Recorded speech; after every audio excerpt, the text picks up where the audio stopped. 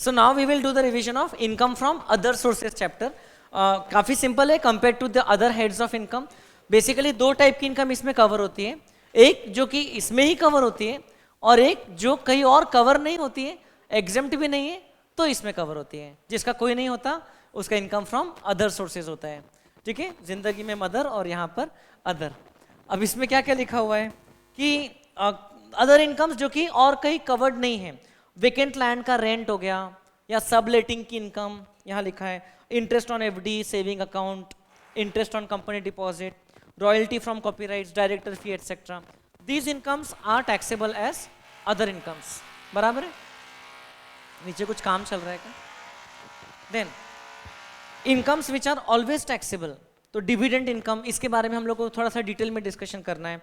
Game show winnings वगैरह ये भी करना है. ये 1 2 3 4 के बारे में डिटेल में, ये इसके बारे में कर चुके हैं. ये दोनों आइटम के बारे में डिस्कशन कैपिटल गेन के साथ में अपन कर चुके हैं. देन कुछ incomes employees contribution to provident fund. पहले आपकी इनकम मानते हैं, बाद में ड्यू डेट ऑफ फंड के पहले डिपॉजिट कर दिया तो डिडक्शन मिल जाता है. तो अगर पीजीबीपी हेड में टैक्सेबल नहीं है तो इस हेड में टैक्सेबल है. Then interest on securities, again आपका अगर बिजनेस का आइटम है तो फिर बिजनेस हेड में, अदरवाइज यहाँ पे renting of plant and machinery, furniture plus building if it is inseparable. Then some received under keyman insurance policy if not taxed anywhere else. And then compensation on termination or modification of employment contract if it is not taxed under other head of income. तो अगर वो से family member वगैरह को मिलता है, even family pension इस head में टैक्सेबल रहती है. अब इस हेड में वैसे तो जनरल डिडक्शन मिलता है. जनरल डिडक्शन मतलब उस इनकम को कमाने के लिए हमने जो एक्सपेंस किया उसका डिडक्शन मिलता है नॉर्मली. लेकिन कुछ कुछ जो इनकम से उसमें सिर्फ स्पेशल डिडक्शन मिलता है और कुछ कुछ में तो डिडक्शन मिलता ही नहीं है. जैसे कि लॉटरी विनिंग, गेम शो वगैरह में डिडक्शन मिलता ही नहीं है. इंटरेस्ट ऑन कॉम्पेंसेशन वाले में 50% फ्लैट मिलता है, अदरवाइज नहीं मिलता है. तो इसमें हम लोग ने क्या क्या देख के रखा है. देखिए, जनरल डिडक्शन कैपिटल नेचर या पर्सनल नेचर के एक्सपेंडिचर को छोड़ के बाकी कोई भी एक्सपेंडिचर का डिडक्शन मिल जाता है विच इज लेड आउट और expanded Holi and exclusively for the purpose of earning such income. General deduction कहाँ अवेलेबल नहीं है? ये वाले केसेस में है ना. डिविडेंड के केस में भी सिर्फ इंटरेस्ट का डिडक्शन मिलता है, interest on loan borrowed for investing in the shares, और वो भी एक लिमिट तक मिलता है. इनकम का 20% मैक्सिमम. याद है क्या ऐसा कुछ? Dividend income from domestic company used to be exempt earlier, वो टैक्सेबल भी हो चुका है और उसमें डिविडेंड डिडक्शन मिलता है एक लिमिटेड. ये देखिए लिखा है, interest expense up to maximum 20% of such income. Maximum उतना बोला है, फ्लैट 20% डिडक्शन नहीं है. अगर आपने एक्चुअल में बिना बोरो किए ही इन्वेस्ट किया है तो आपको डिविडेंड इनकम के अगेंस्ट में कोई डिडक्शन नहीं मिलेगा. बोरो किया है और उसमें जो इंटरेस्ट लगा है वो डिविडेंड इनकम के 20% से भी कम है तो जितना है उतना मिलेगा. बराबर. इंटरेस्ट इनकम पे जो बैंक चार्जेस वगैरह लगे है ना, कलेक्शन चार्जेस वगैरह लगे तो उसका डिडक्शन मिल जाएगा, कोई प्रॉब्लम नहीं है. It's actual expenditure incurred. Employee contribution to provident fund, अगर फंड के ड्यू डेट तक डिपॉजिट कर दिया तो डिडक्शन मिल जाता है. Then rent of plant machinery furniture वाली जो इनकम है उसके बदले में सेक्शन 30 एंड 31 वाले जो डिडक्शंस हैं वो मिल जाते हैं जो पीजीबीपी हेड में पढ़े थे. Repairs, insurance premium, depreciation as per section 32 in fact. फिर फैमिली पेंशन में एक लिमिट है डिडक्शन की, कितनी है? इनफैक्ट एक फ्लैट डिडक्शन है, कितना है? 1/3 ऑफ द इनकम और 15,000 rupees per annum whichever is less, एकदम एक नॉमिनल सा. और ये इंटरेस्ट का 50% flat deduction, no other deduction. तो एक डिडक्शंस की समरी आपको दे दिया है ना, इससे आपका काफी क्विक रिवीजन हो जाता है. देन कौन से केस में डिडक्शन नहीं मिलता है? तो अगर पर्सनल नेचर का एक्सपेंस है या इंटरेस्ट इंडिया के बाहर पे कर रहे विदाउट, मतलब आफ्टर टीडीएस डिफॉल्ट, या तो टैक्स डिडक्ट ही नहीं किया या तो डिडक्ट करके ड्यू डेट ऑफ आरओआई तक डिपॉजिट नहीं किया. Similarly salary payable outside India में टीडीएस डिफॉल्ट किया या 40A1A वाला डिफॉल्ट किया, मतलब रेसिडेंट पे ही को जो पेमेंट कर रहे हैं उसमें हमने क्या किया है, ये क्या किया है, डिडक्ट नहीं किया या तो फिर डिडक्ट करके ड्यू डेट ऑफ आरओआई तक डिपॉजिट नहीं किया तो 30% एक्सपेंडिचर डिसअलाउ होता है. कल ही हमने 40A1A पढ़ा था पीजीबीपी के साथ में, तो वो डिसअलाउंस यहाँ भी अट्रैक्ट होता है. सिमिलरली सेक्शन 40A के जो डिसअलाउंसेस हैं, payment on a single day by non approve mode in excess of ₹10,000, unreasonable expense paid to related person, relative और स्पेसिफाइड पर्सन, 48(2). एओ डिसअलाउ कर सकता है, provision for gratuity, contribution to unapprove funds, ये सब का deduction section 58 में disallowed है, मतलब income from other sources head में भी नहीं मिलता है। फिर गिफ्ट इनकम जो होती है सेक्शन 56 टू 10 वाली, उसमें भी कोई डिडक्शन नहीं मिलता है। गिफ्ट इनकम, सिर्फ इनकम वाला पार्ट टैक्सेबल रहेगा। अब स्पेशल एक एक इनकम का डिस्कशन करते हैं।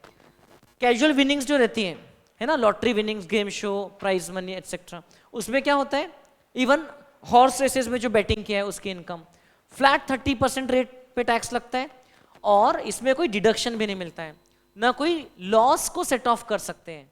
मतलब कि ये वाला जो इनकम है इसके अगेंस्ट में कोई लॉस भी सेट ऑफ नहीं होता है, ना बेसिक एग्जामिशन लिमिट 2.5 लाख की इसके अगेंस्ट में एडजस्ट हो सकती है बच गई तो, और न चैप्टर 6A के डिडक्शंस मिलते हैं 80C से 80U वाले।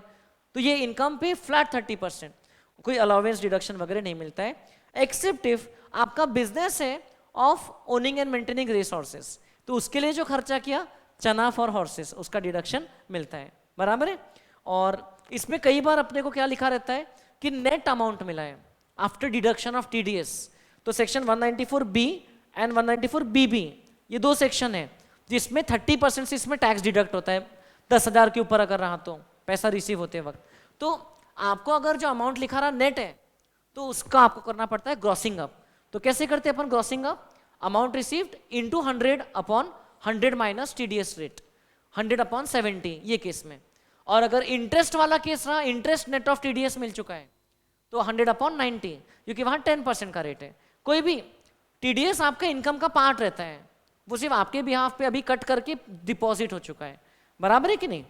कैजुअल विनिंग्स, देन ये इंटरेस्ट की बात हो चुकी है, जब मिलता है उस साल टैक्सेबल रहता है, interest on compulsory acquisition.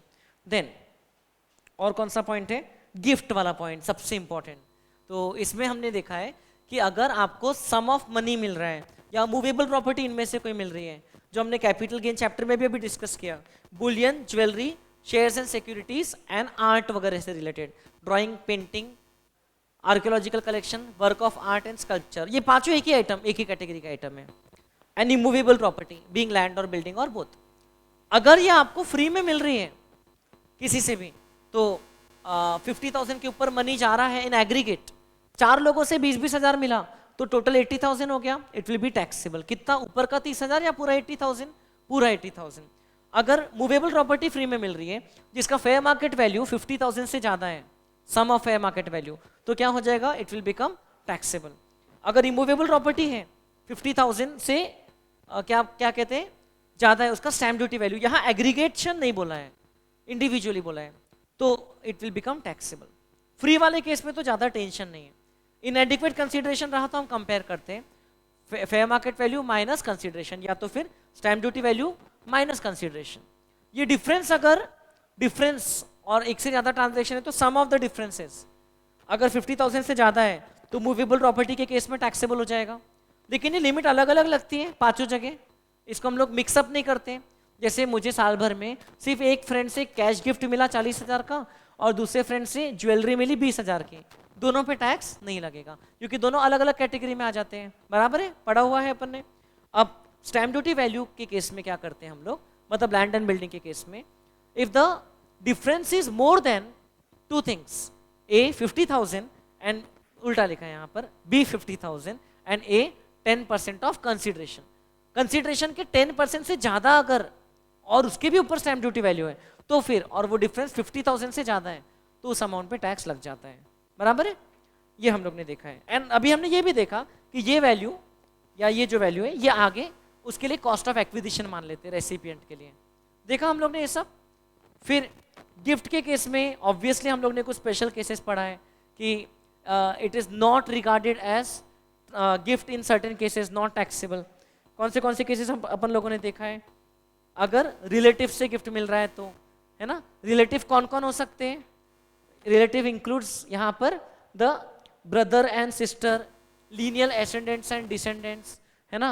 Relative includes brother sister of the parents of the individual, relative includes spouse of the individual, relative includes parents, lineal ascendant and descendant of the spouse also, and relative also includes the spouse of these persons। जैसे कि father के brother को relative बोला है चाचा को, तो चाचा की जो वाइफ है चाची वो भी अपनी रिलेटिव हो गई।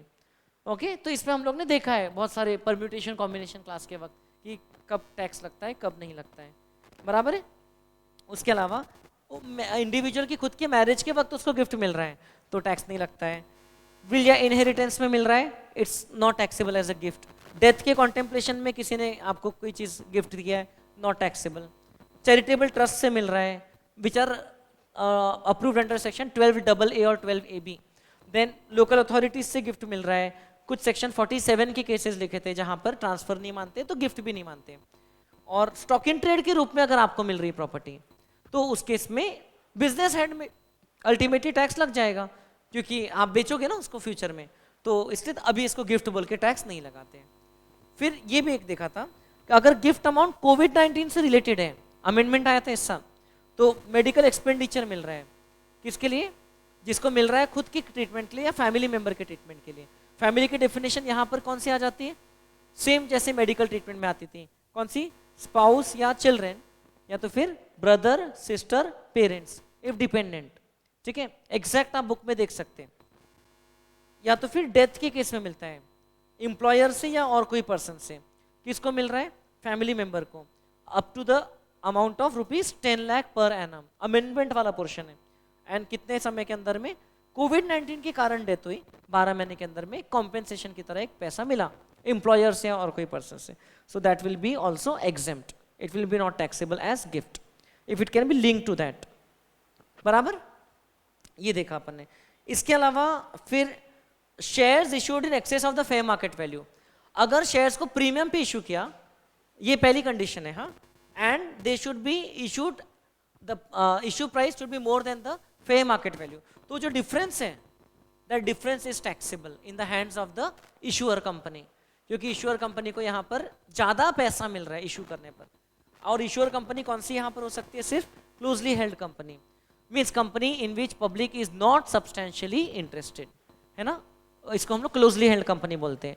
दूसरी टाइप की कंपनी होती है वाइडली हेल्ड कंपनी, जिसमें पब्लिक इज सब्सटेंशियली इंटरेस्टेड, तो उस पर ये वाला सेक्शन अप्लाई नहीं होता है। जैसे कि जिसमें गवर्नमेंट का काफी सारा स्टेक है या कोई लिस्टेड कंपनी है या जिसमें आरबीआई का 40% से ज्यादा स्टेक है, वो होती है वाइडली हेल्ड कंपनी। अब क्लोजली हेल्ड कंपनी के केस में और एक स्पेशल प्रोविजन अप्लाई होता है जो बहुत इंपॉर्टेंट है, deemed dividend under section 222E। क्या था वहां पर कि जब लोन दिया है क्लोजली हेल्ड कंपनी ने अपने ऐसे कोई खास शेयर होल्डर को जिसके पास 10% या उससे ज्यादा वोटिंग पावर है, शेयर होल्डिंग है, या उसके कोई एंटिटी को, ऐसी एंटिटी जिसमें शेयर होल्डर का सब्सटेंशियल इंटरेस्ट है, लोन एडवांस से बेनिफिट दिया है to the extent of accumulated profit, तो उसको हम लोग रेसिपिएंट के एंगल से क्या मान लेते हैं, डीम्ड डिविडेंड इनकम मान लेते हैं, एंड इट इज टैक्सेबल। उसके अलावा नॉर्मल डिविडेंड तो टैक्सेबल है ही, ये सब केसेस में डीम्ड डिविडेंड हो जाता है।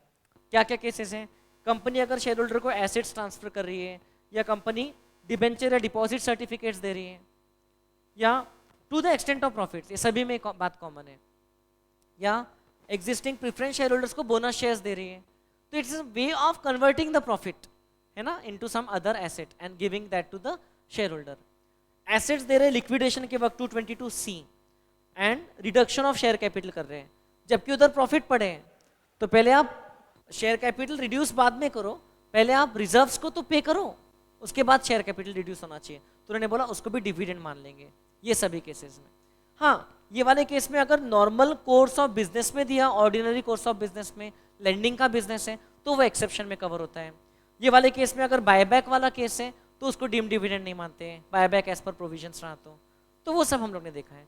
मोस्टली आपको एग्जाम में ये वाला ही पूछते हैं, है ना, क्लोजली हेल्ड कंपनी ने अगर लोन एडवांस या बेनिफिट दिया एक स्पेशल शेयर होल्डर को या उसके एंटिटी को, उसकी एंटिटी मतलब ऐसी एंटिटी जिसमें उसका सब्सटेंशियल इंटरेस्ट है 20% से ज्यादा है।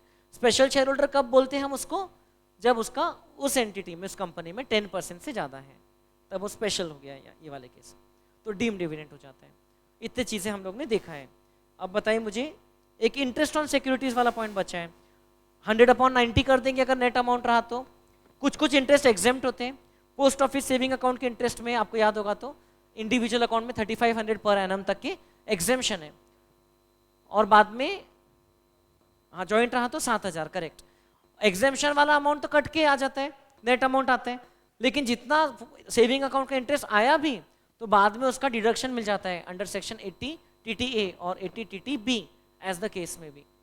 फिर गवर्नमेंट सिक्योरिटीज का इंटरेस्ट ऑलवेज टैक्सेबल रहता है। अपने को लगता है कि अरे गवर्नमेंट सिक्योरिटी का है तो एग्जेम्प्ट होगा, ऐसा कुछ नहीं है ना। और हाँ, इंटरेस्ट को कमाने के लिए जो खर्चे किया है अपन ने या बैंक ने कुछ चार्जेस लगाए, तो that is deductible expense, that is allowed as a deduction. ये सब ब्रॉडली हम लोग ने चीजें पढ़ा था। इससे रिलेटेड क्वेश्चंस भी क्या है, कुछ कुछ क्वेश्चन कंबाइन आते हैं capital gains and other sources के, तो वो अपने को ध्यान से करना होता है solve. So otherwise this chapter is very small and easy. इसमें कुछ बचता है तो आप मुझे बताइए। हो गया पूरा मोटा मोटा? गिफ्ट वाले में आपको कोई कंफ्यूजन है तो वो भी पूछ सकते हैं, देयर इज एनीथिंग।